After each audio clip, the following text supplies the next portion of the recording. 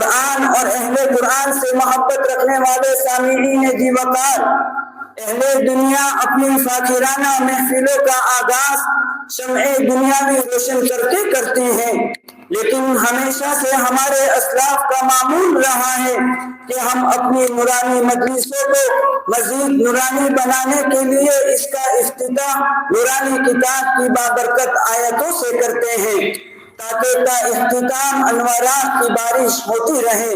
तो आइए हम इस अजीमुश्शान महफिल का आगाज ऐसी अजीमुश्शान किताब से करें जो रहती दुनिया तक के इंसानियत के लिए फसाहत और बलागत का चैलेंज है,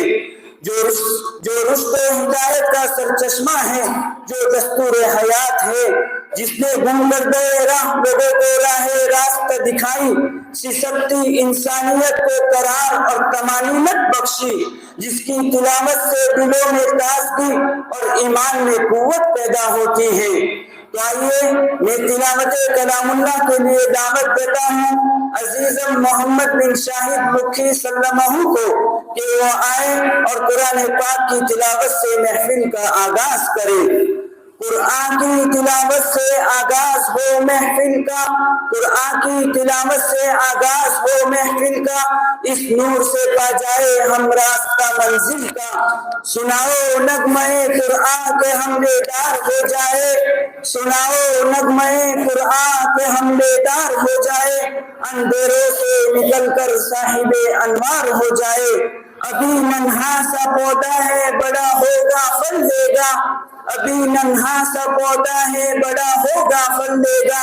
हमारी कौम का बच्चा हवा का रुख बदल देगा।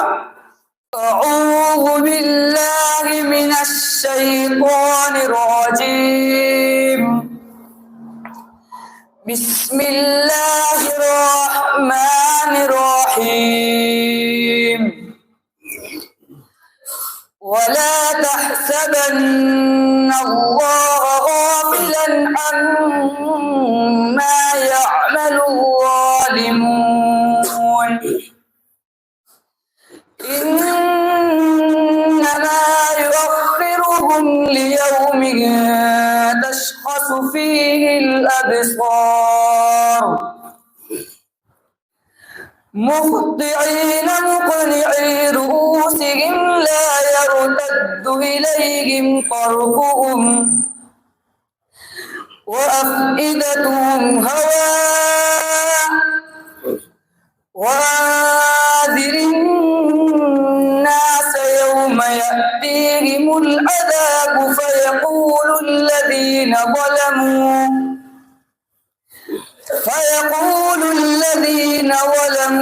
ربنا أخرنا إلى أجل قريب نجب دعوتك ونتبع الرسل أولم تكونوا أقسمتم من قبل ما لكم من زوال وسكنتم في مساكن الذين ظلموا أنفسهم وتبين لكم كيف فعلنا بهم وضربنا لكم الأمثال وقد مكروا مكرهم وعند الله مكرهم وإن كان مكرهم لتزول منه الجبال فلا تحسبن الله مخلف وعده رسله إن الله عزيز ذو انتقام يوم تبدل الأرض غير الأرض والسماوات وبرزوا لله الواحد القهار وترى المجرمين يومئذ مقرنين في الأصفاد سرابيلهم من قطران وتغشى وجوههم النار लियजज़िय अल्लाहु कुल्ल नफ्सिन मा कसबत इन्नल्लाह सरीउल हिसाब। हाज़ा बलागुल लिन्नास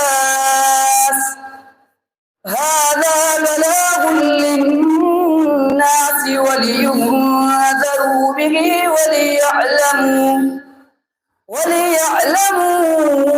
अन्नमा हुवा इलाहुन वाहिद वलियज़क्कर उलुल अलबाब। सदक़ल्लाहुल अज़ीम। माशाअल्लाह, महफिल में कितना खुशनुमा मंजर कुरान की तिलावत से हो गया। मौसूफ जब तिलावत कर रहे थे तो ये शेर बार बार जहन में गर्दिश कर रहा था कि अजब रहमत है कुरान में, अजब ही शान कुरान है, कि अजब रहमत है कुरान में, अजब ही शान कुरान है। ये वो मेयार आलम है कि जिस पर सबका ईमान है।